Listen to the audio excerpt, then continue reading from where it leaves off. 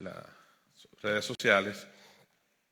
Ustedes saben que hoy tenemos la meditación, lo que ya la han visto, basada en el capítulo 11 del Evangelio de Juan.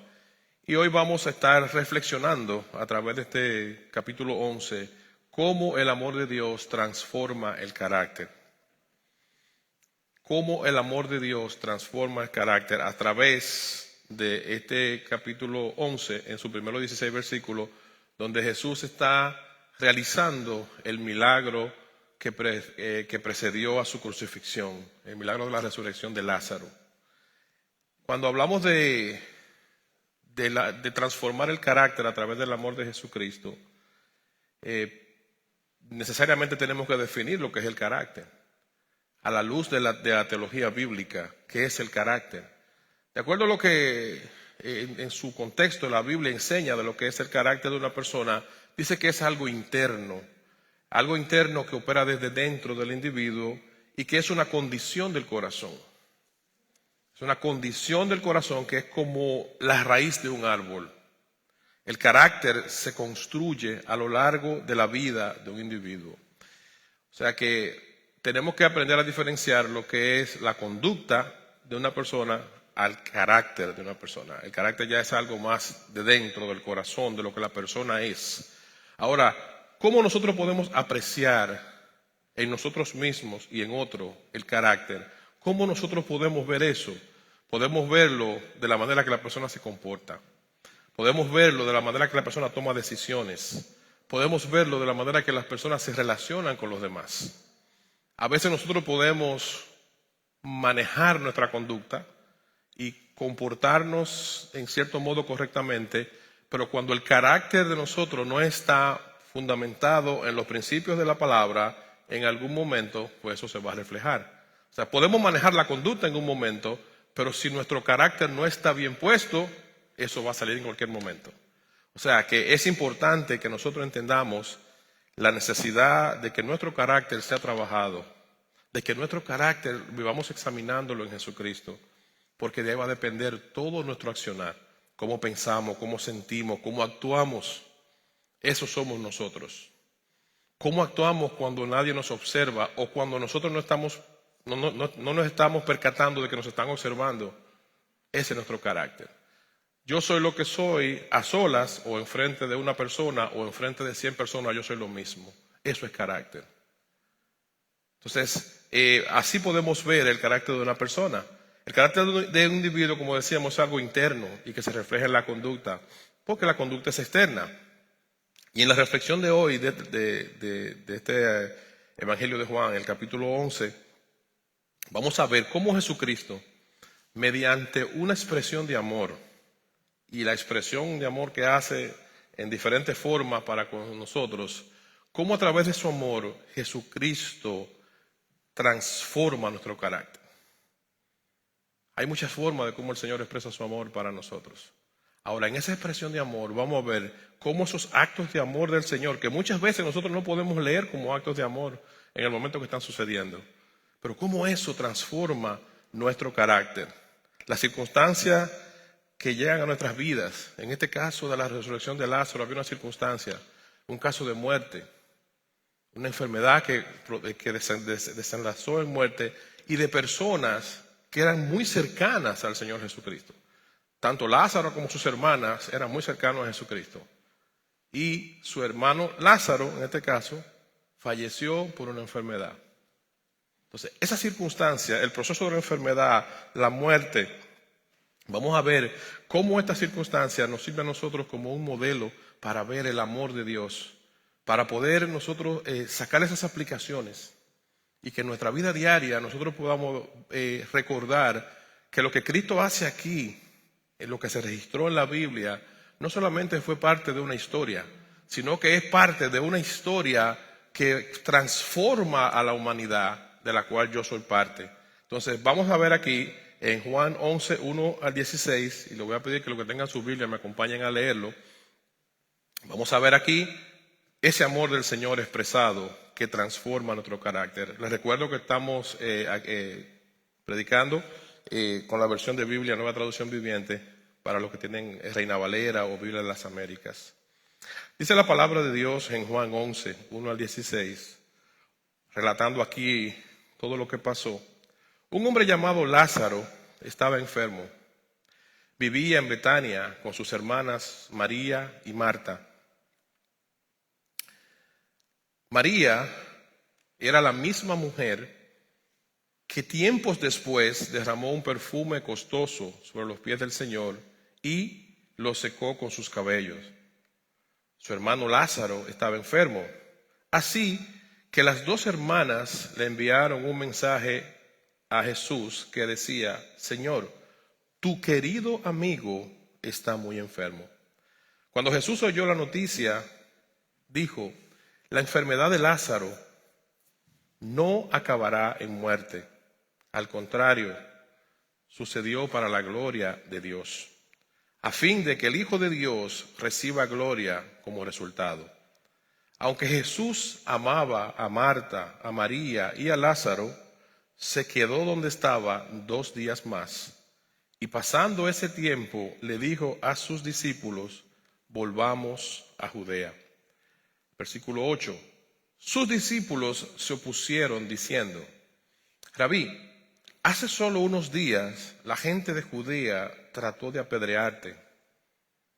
¿Irás allí de nuevo?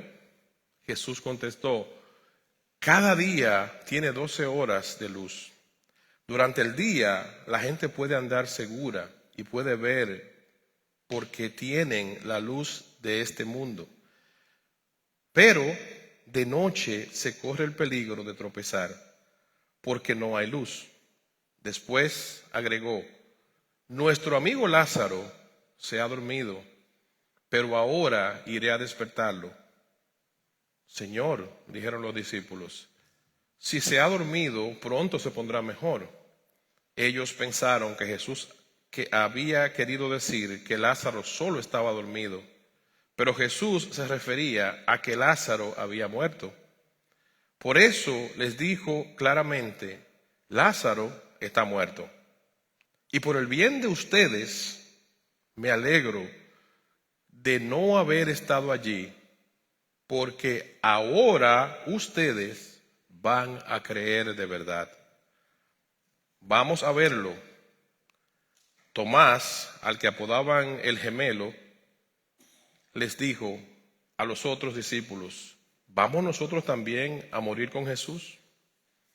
O sea, hay todo un escenario de lo que sucedió allí.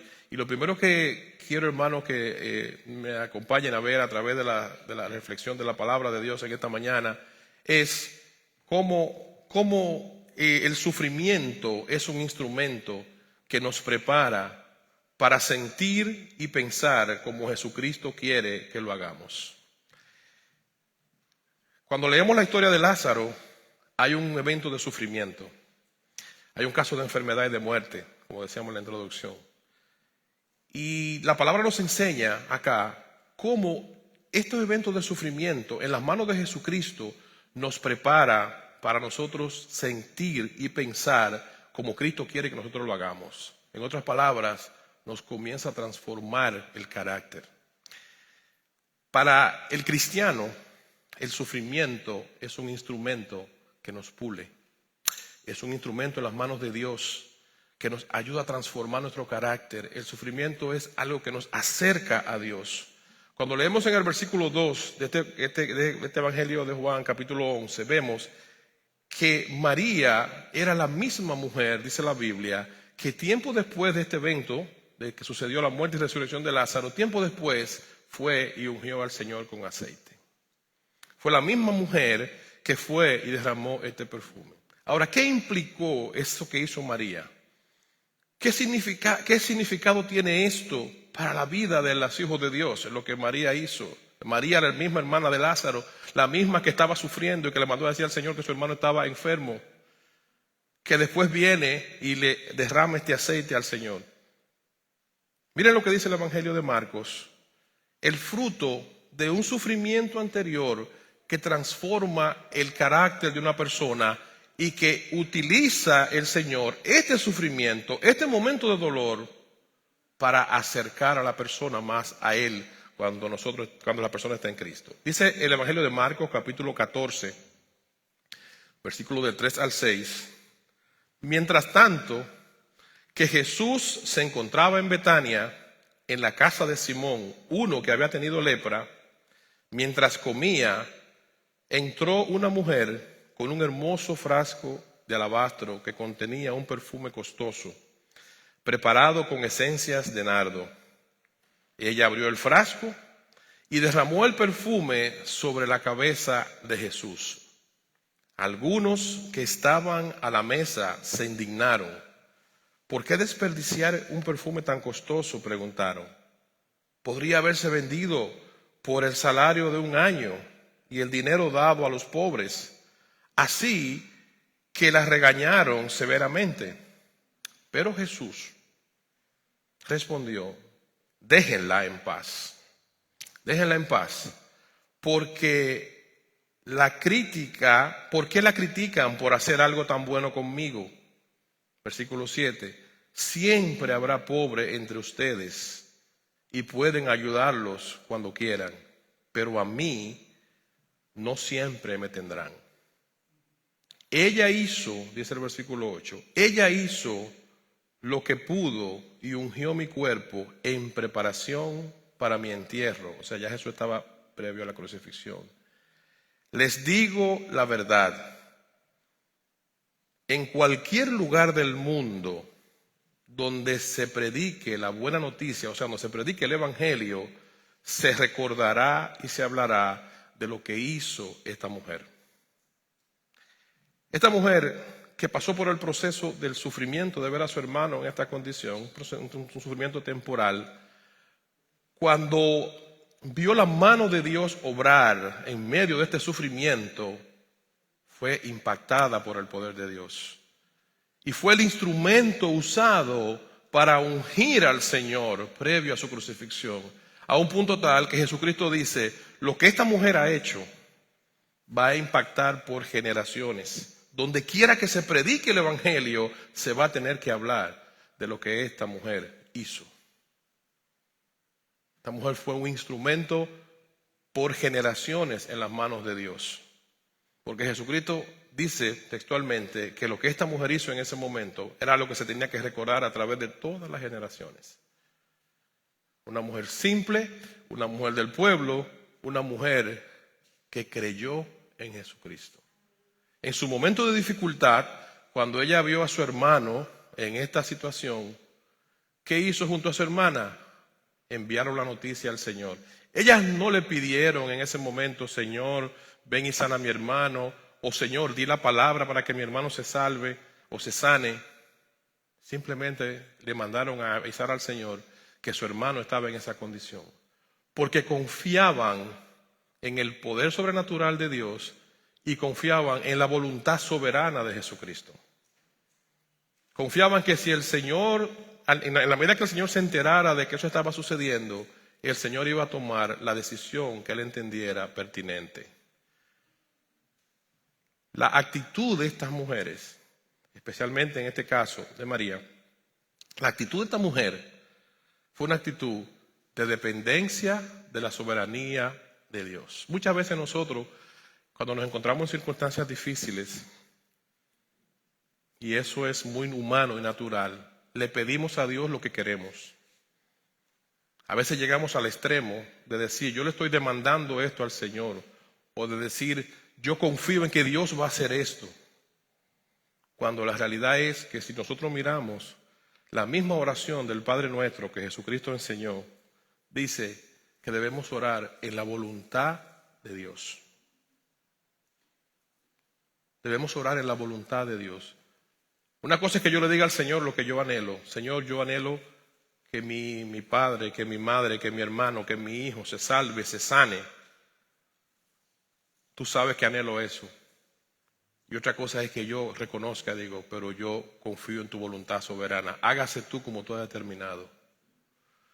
Y ese es el aprendizaje que nosotros debemos llevarnos hoy a través de lo que la palabra enseña en este Evangelio de Juan capítulo 11.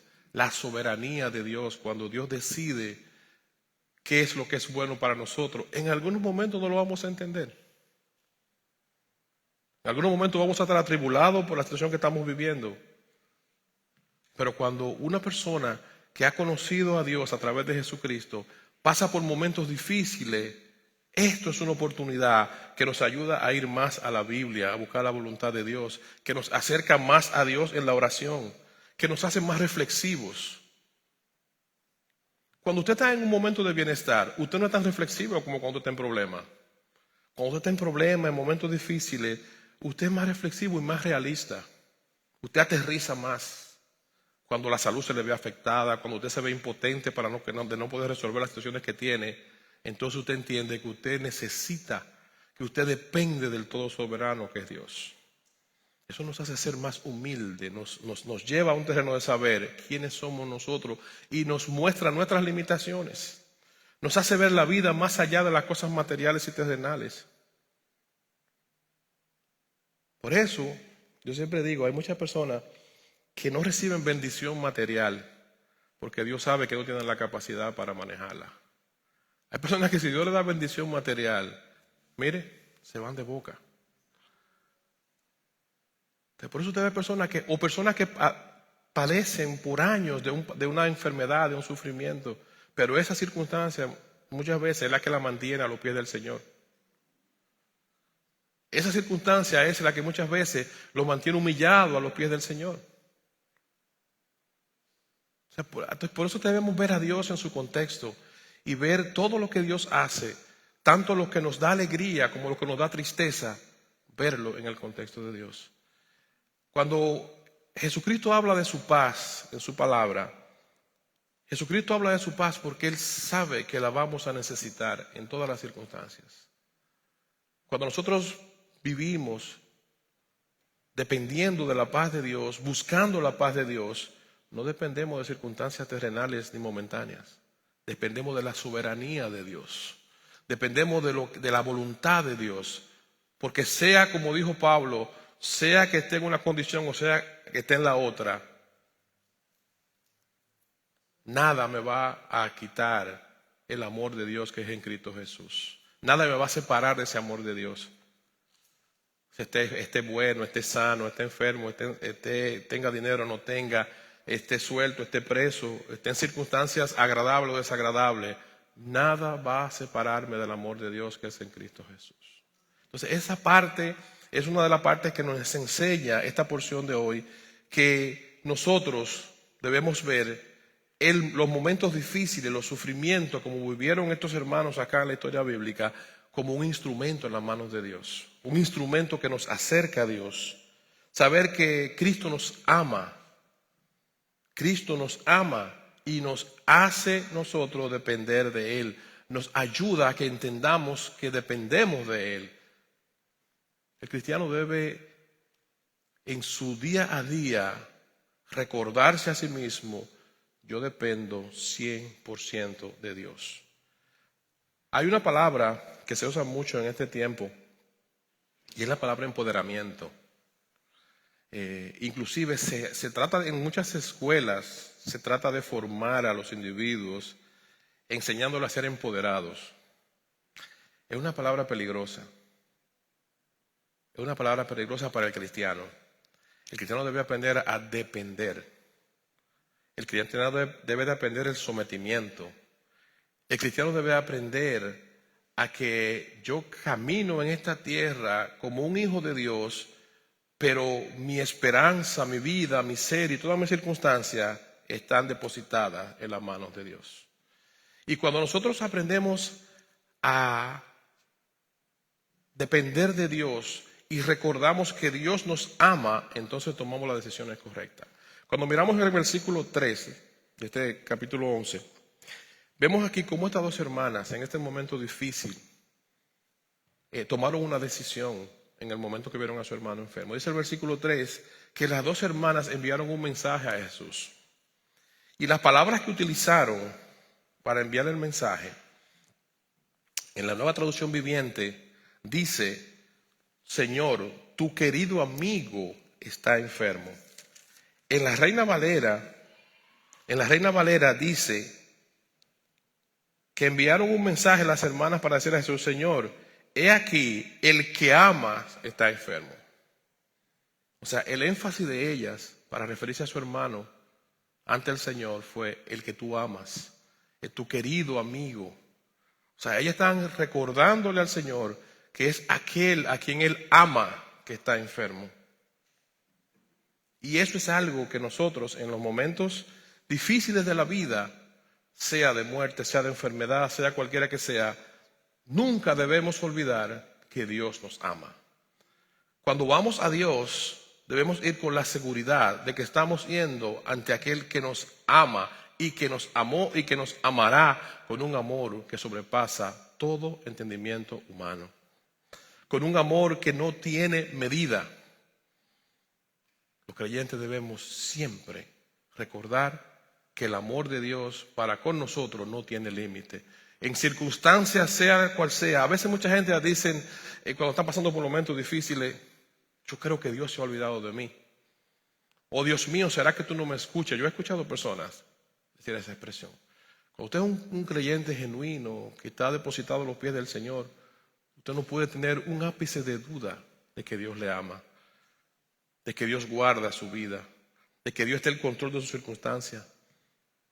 Marta y María pudieron traspasar esa frontera y en ese momento de dificultad decirle al Señor: el que amas, tu amigo amado, está enfermo. Estas palabras muestran seguridad del amor de Cristo. No había duda, había una seguridad, había un sometimiento a su voluntad, porque no le pidieron nada, simplemente le notificaron: Señor, tú conoces esta circunstancia. Principio de dependencia. Señor, tú conoces lo que está sucediendo. Yo no lo sé, no sé por qué lo estás permitiendo, no sé cuál es el propósito. Ayúdame a obrar en tu voluntad. Si esta enfermedad tú la permitiste, tú sabrás por lo que permitiste. Si esta circunstancia tú la estás permitiendo, tú sabrás por qué la estás permitiendo. Solo te pido que me ayudes a mantenerme en obediencia, que me ayudes a mantenerme en tu paz, que me ayudes a mantenerme en el centro de tu voluntad. Cuando usted ve que los vientos vienen contrarios, cuando usted ve que las circunstancias vienen contrarias, es el momento de usted recordarse de quién usted es hijo. Es un hijo de Dios, es una hija de Dios. Si está viviendo en consagración, si está viviendo, ¿verdad? Porque a veces nosotros mismos nos alejamos de Dios y nos alejamos. Dios no se mueve del lugar, nosotros somos los que nos alejamos de Él y nos salimos del redil. Entonces, cuando estamos así, nosotros nos estamos exponiendo al problema. Ya ahí no entra.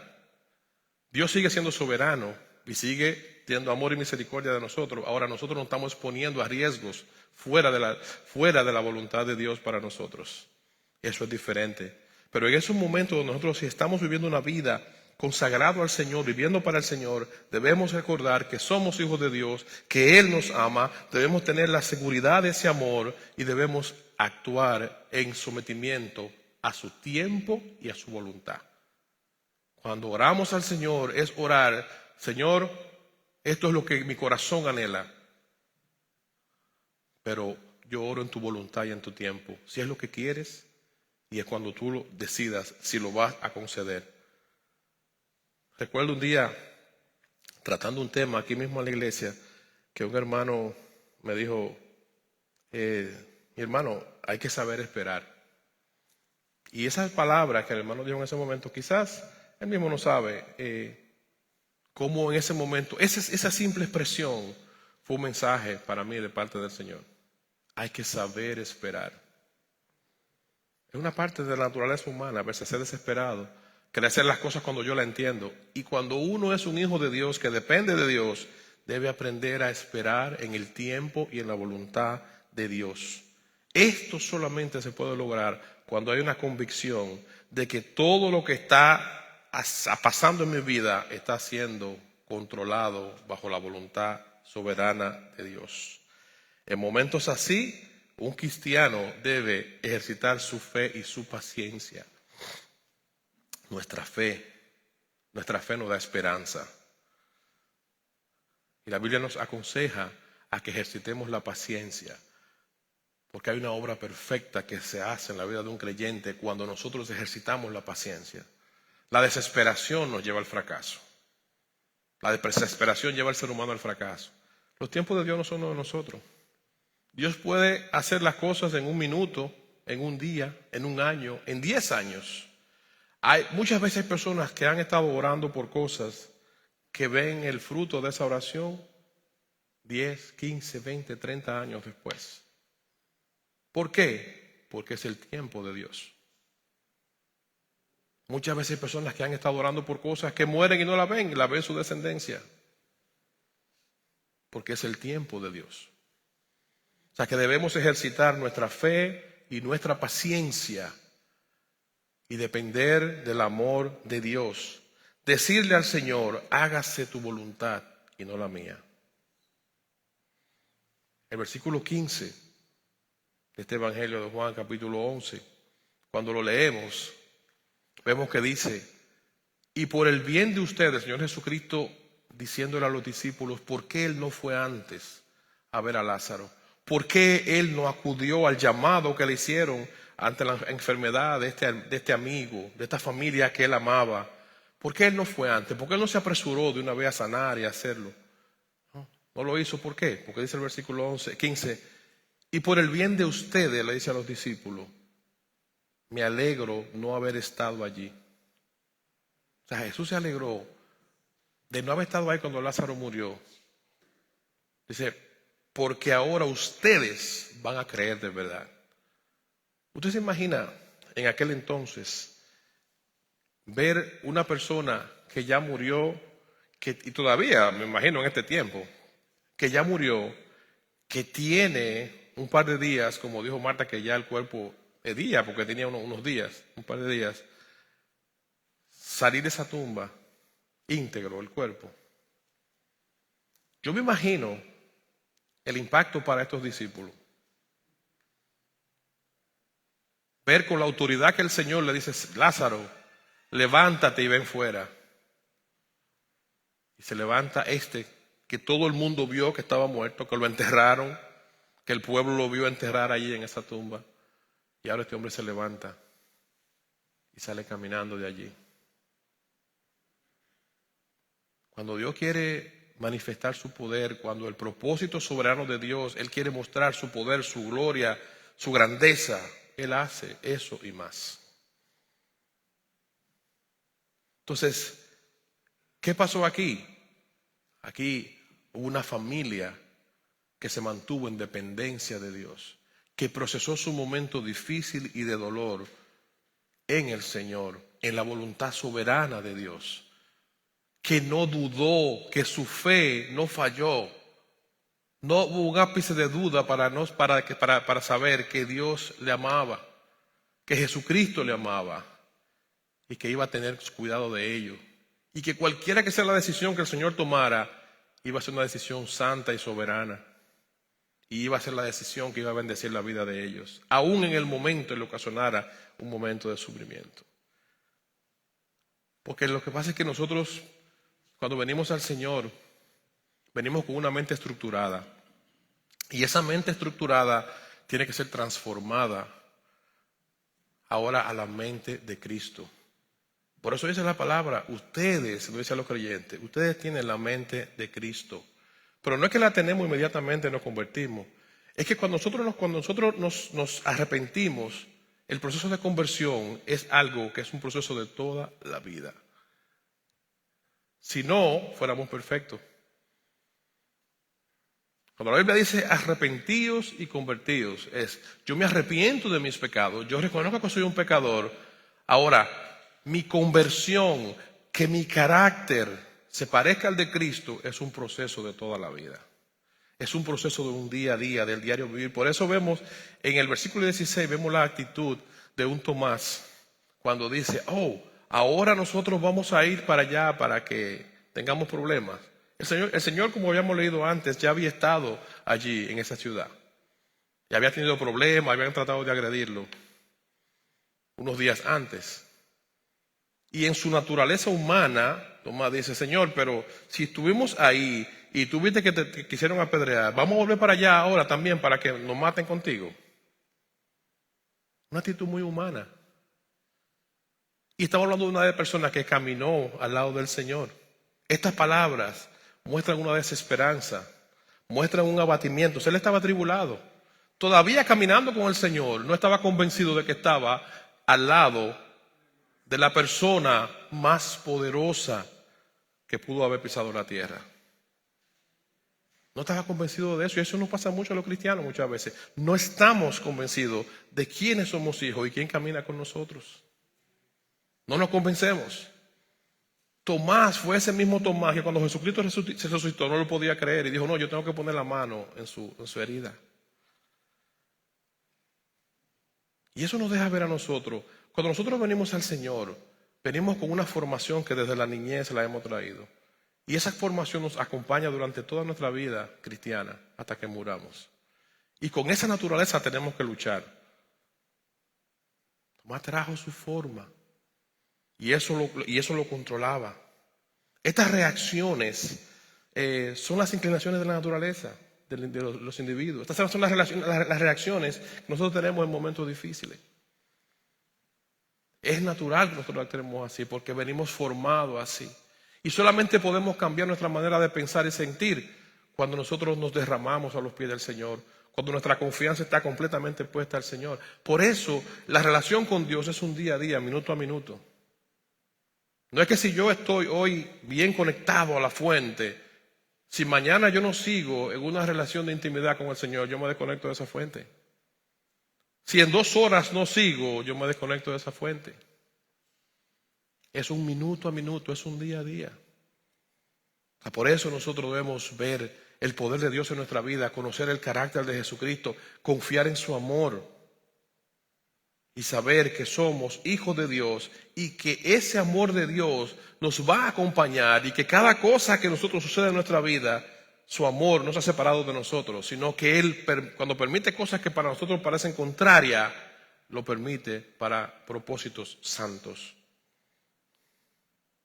Y quiero concluir con las palabras de Efesios, capítulo 4, donde aquí el apóstol Pablo hace algunas aclaraciones que nosotros debemos recordar siempre. Dice Efesios 4, versículos 11 al 15, donde hay una aclaración del proceso de la vida de una persona que ha creído en Jesucristo. ¿Cuál es ese proceso? ¿Cómo trabaja en nosotros? ¿Cómo ese proceso nos guía? ¿Cómo nos sostiene? ¿Y cuál es el propósito? Dice Efesios 4, 11 al 15, hablando el apóstol Pablo acerca de Jesucristo. Ahora bien, Cristo dio los siguientes dones a la iglesia. A los apóstoles, los profetas, los evangelistas, los pastores y maestros. Y ellos tienen la responsabilidad de preparar al pueblo de Dios para que lleve a cabo la obra de Dios y edifique la iglesia, es decir, el cuerpo de Cristo. Edificar la iglesia, o sea, nosotros somos la iglesia. El cuerpo de Cristo somos nosotros. Y esa edificación, o sea, esa forma nosotros nos vamos a construir mutuamente cuando nos estamos ministrando con los dones que Dios nos ha dado. Dice el versículo 13, que este proceso, y póngale mucha atención aquí, este proceso continuará, va a continuar hasta que todos alcancemos tal unidad en nuestra fe y conocimiento del Hijo de Dios, que seamos maduros en el Señor. Es decir, hasta que todos lleguemos a la plena y completa medida de Cristo. El proceso de la vida de un creyente es constante, eso no se detiene. Y cuando lo hacemos en fidelidad, en búsqueda de corazón, en humillación al Señor de corazón, cada vez más nuestro carácter se va pareciendo al de Cristo. Pero tiene que haber una entrega, un derramamiento al Señor. Entonces dice el 14, entonces ya no seremos inmaduros como niños. Por eso muchas veces nos mantenemos en actitudes inmaduras, porque mantenemos a veces posiciones que no nos favorecen. No seamos arrastrados de un lado a otro, ni empujados por cualquier corriente de nuevas enseñanzas o doctrinas. No nos dejemos llevar por personas que intentan engañarnos con mentiras tan hábiles que parezcan verdad. Y dice el 15, en cambio, hablaremos la verdad con amor, Y mire lo que dice acá. Y aquí, así, creceremos en todo sentido hasta parecernos más y más a Cristo. La meta de un creyente, la meta de un hijo de Dios es que en nuestro día a día, en nuestro diario caminar, busquemos parecernos más a Cristo en la forma de sentir, de pensar y de actuar. Esa es la meta de un creyente. Muchas veces nosotros tenemos una visión del Evangelio donde venimos solamente a buscar la cobertura de Dios, el favor de Dios, donde buscamos un lugar donde estar, donde buscamos una comunidad de fe, donde sentirnos apoyados y amados. Y eso está bien, pero eso está bien cuando lo vemos como una añadidura. Cuando el norte realmente, cuando el propósito principal es que yo quiero conocer a Dios más en la intimidad a través de Jesucristo. Que yo estoy buscando cuál es el carácter de Cristo, cuáles son las cosas que definen a Cristo para yo parecerme más a Él. Para yo obedecer lo que dice la palabra, para yo buscar ser más como Él. Y que cada vez que yo fallo, que peco, que hago algo que yo sé que ofende a Dios, yo sea sensible a escuchar la reprensión del Espíritu Santo. Yo sea sensible a saber que lo hice mal, que fallé. Cuando una persona ama a Dios y peca, el castigo más grande que tiene la persona es el dolor que le da haberle fallado al Señor. No es ni siquiera la crítica pública, no es ni siquiera la amonestación que pueda recibir de parte de los hermanos y la congregación. El dolor más grande de una persona que ama a Dios es haberle fallado a Dios. Es haber ofendido la santidad de Dios. Por eso dice el apóstol aquí, así que crezcamos en todo sentido hasta que parezcamos más y más a Jesucristo. Hasta que nosotros reflejemos el carácter de Cristo en nuestra vida. Hasta que nuestro carácter se parezca cada vez más al de Él. Por su amor a nosotros, Jesucristo utiliza formas para ayudarnos y transformarnos. Nuestra manera de sentir, nuestra manera de actuar tiene que ser transformada por el Señor. Formas que a veces no la entendemos y que nos ocasionan sufrimiento de manera temporal. Pero todo esto es solo un proceso. Todos estos momentos, todas estas cosas temporales son solo un proceso mediante el cual crecemos y mediante el cual nuestro carácter se va transformando. Que Dios nos ayude a vivir cada día dependiendo más de su amor, de su misericordia, confiado en que Dios nos ama y procurando agradarlo a Él en todos los días de nuestras vidas. Vamos a orar. Padre, muchas gracias por este momento, gracias por tu palabra. Gracias, Señor, porque tú nos amas. Señor, nosotros hemos reflexionado en este momento acerca, mi Dios, del amor que tú nos manifiestas a través de Jesucristo. Este amor que muchas veces viene envuelto de forma que nos hacen sufrir de manera momentánea. Pero ayúdanos, Señor, a verte en cada circunstancia de nuestras vidas. Ayúdanos, Señor, a verte en cada situación, tanto las que nos hacen reír como las que nos hacen llorar. Tanto, Señor, las que nos hacen muchas veces sentir tristes, las que nos hacen sentir solos, como las que nos llenan a plenitud. Ayúdanos, Señor, a vivir cada segundo de nuestra vida dependiendo de ti, llenos de tu paz, llenos, Señor, de la voluntad de agradarte y de estar en el centro de lo que tú quieres para nuestras vidas. Gracias, Señor. Gracias por estas enseñanzas. Gracias por Jesucristo, el cual enviaste, el cual no reparó en el sufrimiento para obedecer tus mandatos. Gracias, Señor, porque voluntariamente se dedicó a sufrir por cada uno de nosotros, para que nuestra relación contigo pudiera ser restaurada. Así es, mi Dios, que te pedimos tu ayuda, tu intervención, para que cada día de nosotros en esta tierra podamos vivirlo confiado de tu amor, confiado de tu misericordia y dependiendo cada vez más de ti en la paz que Jesucristo nos regaló cuando ascendió al cielo. Te pedimos todo esto, mi Dios, en el nombre que es sobre todo nombre, el nombre de tu Hijo amado, Cristo Jesús. Amén.